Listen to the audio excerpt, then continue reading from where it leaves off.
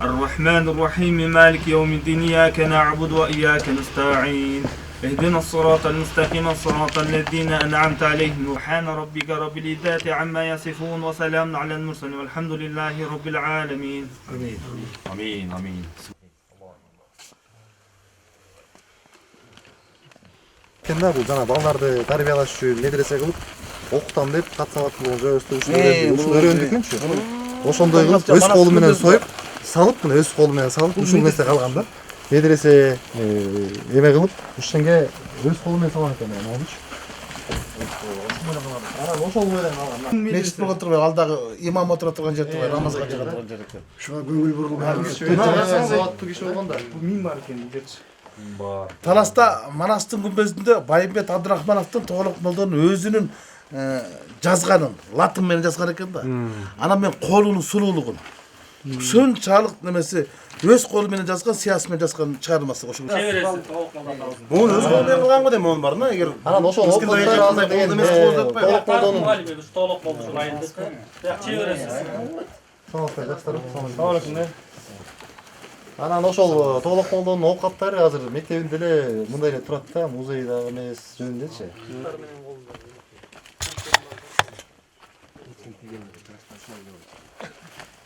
Ошол заманда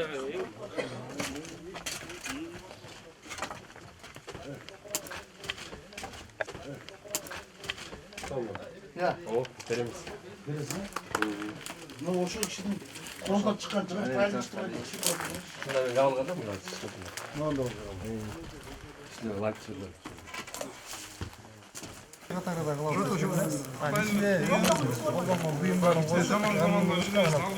Аймактарды бир аз ишкерлер өнүктүрөлү, тигиндей ишкана ачалы, мындай ишкана ачалы десе трансформация такалат.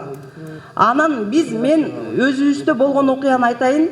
Сиздер Акталага кирип келе жатканда могу жерде жаңы заправка салынып турат. Ошол заправканы биз айыл өкмөткө кайрылып, жер сурап, ушул жерге жер берип койгула, биздин бир аз акчабыз бар, элге кызмат кылалы деп кеңештен сурап, уруксаты менен алып, заправка салдык. Анан эми азыркы күндө трансформация жок, ал жер деген жайыт жер болчу, бускула деп атат. Эми биздин анчалык бизнесибиз, анчалык чоң тимеле байлыгыбыз жок. Тиги жерден бусуп, бир жерге салып, бир жерден тиги жерге кое бергендей. Сиздер жардам берип коюңуздар. Ушу Актала жергесине трансформация маселесин кичине түздөп бербесеңиздер, бизде чын эле кыйын болуп калды. Жаштар тамсала албаса, аймактарды өнүктүрөлү деп жеке ишкер бололу десек, трансформация жол бербесе кандай кылабыз? Трансформация маселесин Кыргызстандын кайсы жерине барба, бул биринчи кезекте суроо болот. Анткени ар бир айылда жаңы турмуш жолуна түшкөн жаштар турак жай салганга жер жок.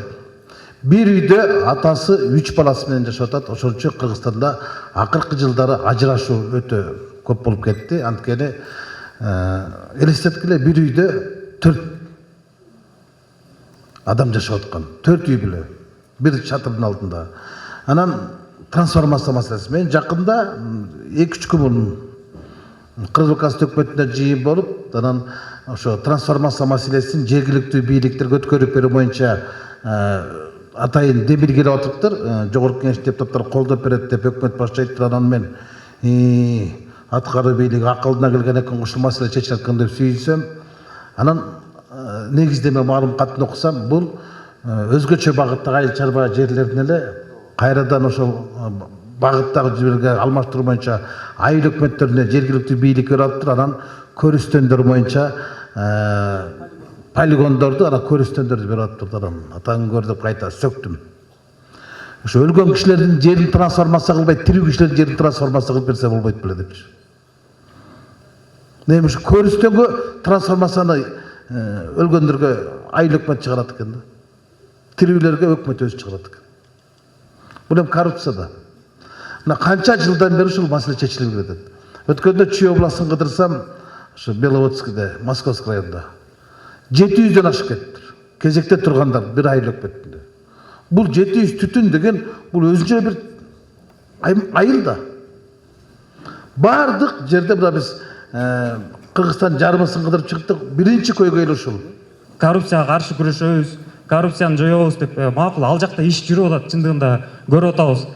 Мисалы областта, райондо, жергиликтүү бийлик же болбосо мекеме жетекчилеринде биз алардын оозунан уккан жокпуз. Коррупция менен каршы мен да күрөшөм. Оюңар кимди кармасаңар мага келип айткыла деген мисалы жыйындар өтөт. Мисалы губернатордун оозунан укпайбыз, акимдин оозунан укпайбыз ал жөнүндөчү. Президент келет, айтат, мен коррупция менен күрөшүп атам, элдер силер жардам бергиле, кармасаңар мага айткыла дейт. Неге бул мисалы жалгыз президент күрөш керек? Неге аймактарда ал нерсе иш жүрбөйт да? Туура.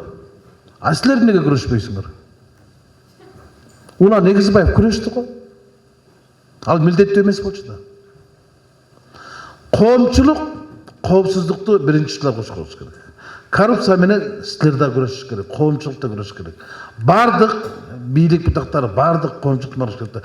Коррупция менен оон күрөшпөйт да. Коррупция менен коом күрөшөт.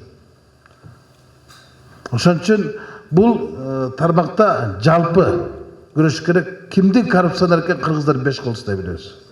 Анан коррупционер телевизорго чыгып коррупция менен күрөшүү жөнүндө отчет берип атканда жаның кашайат да.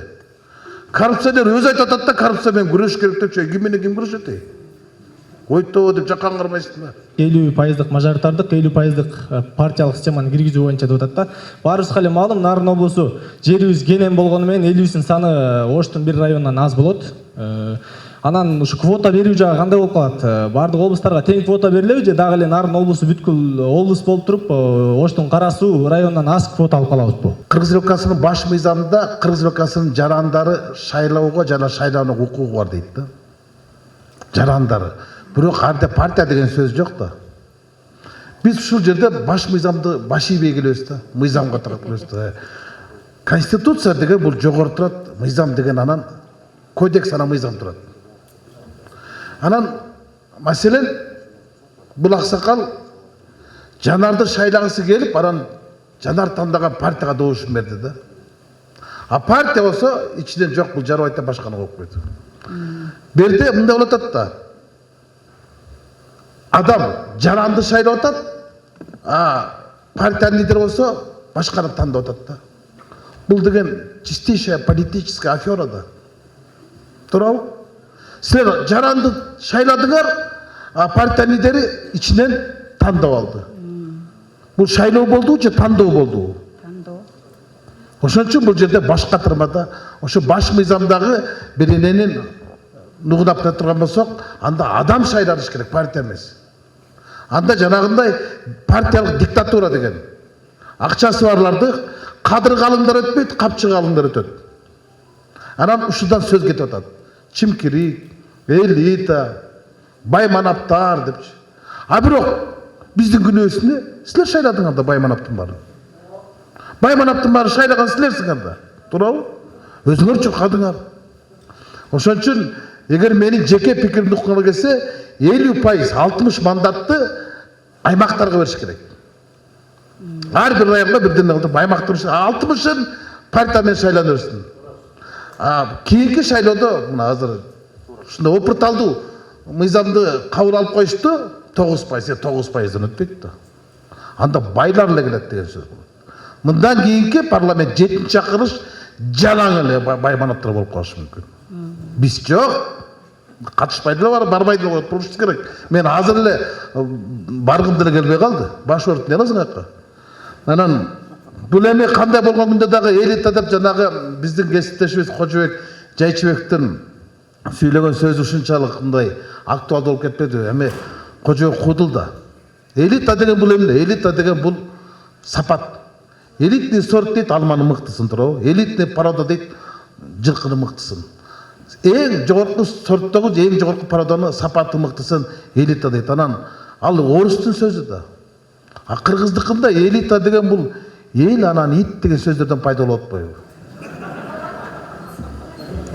Эл дагы иттерди өздөрү шайлап, өздөрү байлап атпайбы? Жоопкерчилик аларда да. Анан кийин Кожобек туруп эле айтты. Ошо 120-нын ичинде баягы кой аксагы менен 100 болсо, адам акмагы менен 100 болот. Ага таарынбаш керек. Жанагы эшегине жараша тушагы деп Мелис Эшимкулов айтчылыгы, силер электен өткөргөнсүңөр да. Ошо элитаны силер шайлагансыңар. Анан кийин биз деле тепкілеп жатып қалдыңыз да, бирок кийинки шайлоодо чынын айтайынбы, мен жеке эме болсак, жаштар көбүрөөк барыш керек экен. Жаштар аралашыш керек экен. Жаштар муунду алмаштырбаса болбой калды. Мына Украинада эмне болду?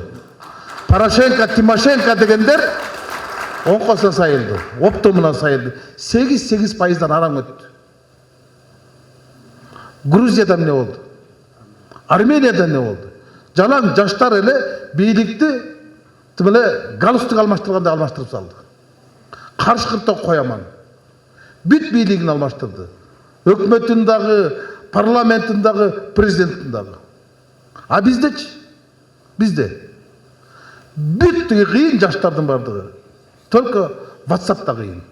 Комментарий жазганга кыйын. Чыкпайт. Тиматинин кара бургерине 7000 кыргыз чыкты. Солтан Сары менен кара кече Кумтөргө чык десең чыкпайт.